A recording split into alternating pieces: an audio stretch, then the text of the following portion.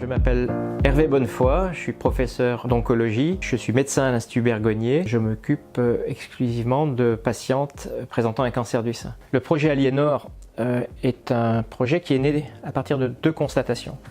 La première, c'est que un certain pourcentage de patientes qui ont été traitées pour un cancer du sein, en particulier opérées, vont malgré des traitements relativement lourds ou en tout cas contraignants, rechuter dans les 5 premières années qui suivent ce traitement chirurgical. Le deuxième constat, c'est qu'on a de plus en plus de traitements ciblés à disposition, mais on ne peut pas donner d'emblée, après l'intervention, tous ces traitements aux patientes. J'ai pensé qu'il fallait développer un nouvel outil qui identifie les patientes qui vont rechuter. Donc c'est ça l'idée du projet Aliénor. C'est mieux comprendre comment évolue dans le temps la maladie micrométastatique des cancers du sein.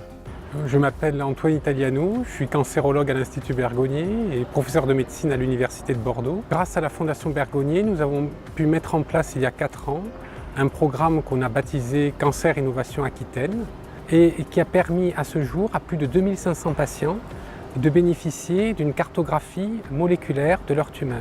C'est une approche qui implique beaucoup de moyens, à la fois en termes de ressources humaines. Il faut des techniciens de laboratoire, des ingénieurs, des généticiens, des bioinformaticiens, mais aussi également en termes d'équipement, puisque pour chaque patient analysé, il y a plus de 500 € de dépenses en termes de consommables. Sans l'aide de la Fondation, il n'aurait pas pu être initié.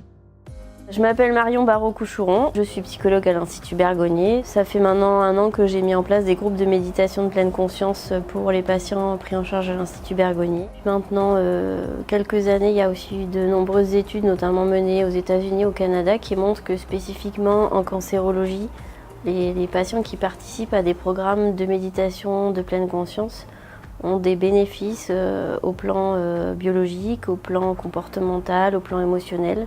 Souvent, quand on est face à des patients douloureux, ils rapportent le fait que la douleur et eux ne sont plus qu'un. Et du coup, la pratique régulière de la méditation de pleine conscience, ça permet de développer une attention à d'autres sensations du corps et donc d'acquérir une forme de souplesse et d'améliorer les stratégies de régulation des émotions.